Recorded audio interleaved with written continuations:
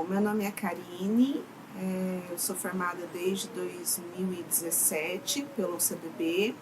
Posteriormente, eu fiz mestrado aqui na UFMS de sustentabilidade e eficiência energética, mas desde que eu comecei a faculdade eu já trabalhava com habitação de interesse social, porque sou ainda, né, funcionária pública do Estado e sou vinculada à agência de habitação. Então esse tema sempre me despertou assim, é um tema que me chamou muito a atenção sempre, porque tem uma questão social envolvida. Então, quando eu fui fazer o meu TCC, eu já fiz para habitação também. Era habitação para uma comunidade quilombola. E quando eu fui fazer o mestrado, eu fiz também uma pesquisa, um protótipo também voltado para a questão social. Então, eu hoje em dia já não consigo mais exercer a minha profissão sem ter um cunho social. Assim, sempre que eu posso, mesmo que de maneira voluntária ou trabalhando e recebendo por isso, enfim, mas eu sempre gosto de estar envolvida nas questões sociais. Então, a minha experiência é essa, eu venho da agência de habitação, lá eu trabalhei 10 anos, e aí trabalhei em vários setores, mas o que eu mais fiquei foi no de planejamento, projeto e orçamento.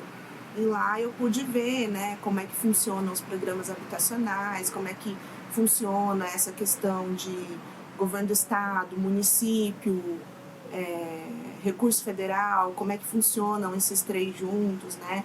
Qual que é o papel da Caixa Econômica na questão da fiscalização dos projetos, da imposição das regras, enfim, para que a casa tenha uma durabilidade de pelo menos 50 anos, então tem todo um roteiro que tem que ser seguido, e isso a gente tenta sempre seguir nos projetos que a gente desenvolve lá na AGA. Legal. Você então tem uma atuação há bastante tempo, né, na área social. E o nosso projeto também ele é social e rural, né? Tem mais um fator ali bem específico, né? No meio do Pantanal, na beira do rio, assim. Então, você também tinha experiência trabalhando com habitação rural? Não, era mais habitação urbana e voltada para a comunidade quilombola, indígena, e ainda assim mais no meio urbano mesmo. O rural foi a primeira vez que eu tive a oportunidade de trabalhar. E realmente é um desafio um pouco diferente, né? A questão da distância, a questão de você conseguir levar material, levar mão de obra para esses locais. Geralmente é um desafio a mais, né? Você estar no meio rural. E depois de ter esse contato, sim, na sua opinião, qual seria o programa de necessidades do ribeirinho? Assim?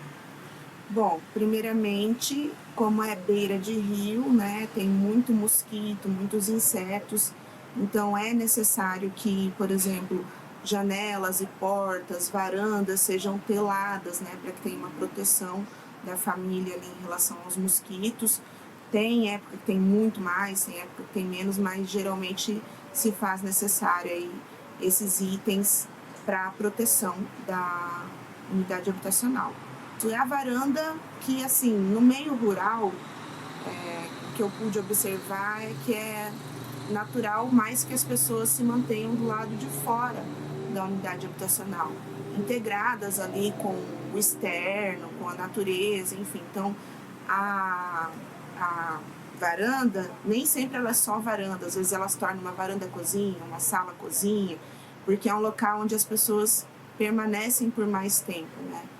Geralmente elas só vão para dentro de casa mesmo na hora de descansar, mais para dormir, mas eles permanecem do lado externo da unidade. No meu projeto, por exemplo, específico que eu fiz para os 4, né, que era um perfil assim bem específico, eram pescadores, pessoas que moravam sozinhas na APA, então não precisaria ter tantos cômodos assim na casa, né?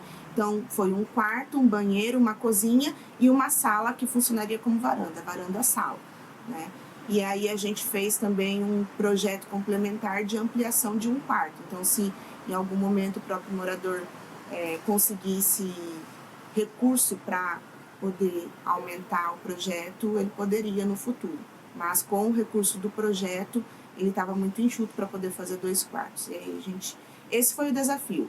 Conseguir atender as necessidades básicas e também colocar o morador nesse entendimento de que precisaria ser mais enxuto devido ao recurso, né? Uhum.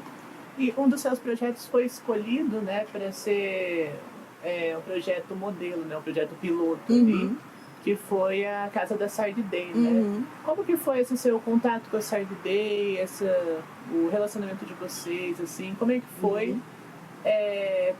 a importância disso para você fazer o projeto? Bom, quando nós começamos a ir para a APA, né, a primeira pessoa que foi dita de moradora de lá foi a Sarli Day, porque ela é uma pessoa muito icônica, assim, né? Ela, até foi engraçado o dia que falaram sobre ela, porque falaram que ela era a rainha das aves, por ela ser pescadora. A única mulher pescadora, negra, que criou os filhos com os recursos da pesca. E aí aquela história toda me deixou muito encantada com a história dela, sabe?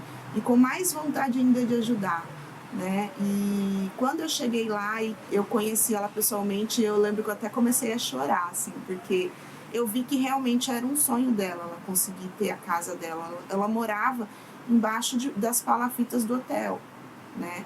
E aí quando tinha cheia, ela não tinha onde ficar. Ela só ficava por ali tentando cuidar dos barcos dela, mas não tinha assim uma casa, um abrigo para ela, né? Então foi uma conexão assim muito forte assim. Quando eu a conheci, eu fiquei muito feliz de poder ajudar. Então foi uma construção do zero, né? Isso. Como que foi assim para fazer o projeto, assim?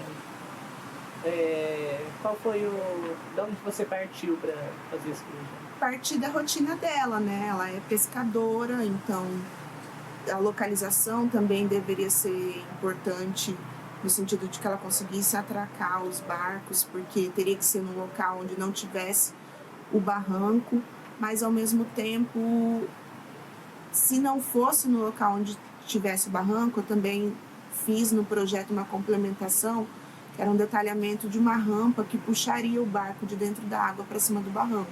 E aí, foi tudo pensando para ela, assim. Ela queria ter uma cozinha onde ela pudesse cozinhar, né, os quitutes dela para vender, enfim, comercializar também. Então a cozinha também foi pensada para ter 2 freezers. É isso, pensando nas necessidades dela, né? E os outros projetos que você trabalhou foram do seu Renato, Ademir e Edson, é isso? Eles também eram pescadores, então o projeto ele ficou mais ou menos no mesmo contexto, no mesmo projeto, só que aí o que mudava era ter 2 quartos, um quarto um pouco maior, era isso que mudava de um para outro, mas basicamente era o mesmo módulo de projeto para todos, porque todos eram moradores sozinhos da APA e pescadores, então tinham basicamente as mesmas necessidades. E por ser uma APA, né, um lugar muito delicado ambientalmente, assim, qual você acha que seria, assim, na sua opinião, o conjunto de materiais mais sustentável para construir naquele lugar? Bom, eu tive duas versões do meu próprio projeto, que seriam feitos de bloco cerâmico e de de BTC, bloco de terra compactado. E a princípio a ideia era que nós conseguíssemos um maquinário para conseguir prensar os tijolos lá no local. Só que daí nós fomos pesquisar a terra e a terra não era própria para fazer o BTC. E também a gente não conseguiu, no final das contas, o maquinário para poder fazer, mas nós queríamos trazer essa questão do uso do BTC, do uso de material com terra, para também levantar a bandeira de que, olha, material com terra é um material construtivo assim como qualquer outro, tem uma durabilidade, tem uma forma específica de se construir, enfim, tem um cuidado a mais do projeto, tem beiral estendido e tudo mais, mas é um material como qualquer outro, né? Então nós queríamos trazer essa bandeira aí do uso do material de terra e acabou que nós utilizamos ele. Tem mais alguma coisa que você queria acrescentar? Alguma informação que você acha que ficou faltando na entrevista? Não, eu creio que não. Eu creio que, bom, na verdade a questão social ela fala muito alto, né? Assim, pra gente que trabalha com esses projetos que unem arquitetura com o social, né? Então é muito recompensador, assim, muito bom, muito construtivo para todos, eu acho, que todos os envolvidos, né? E é isso.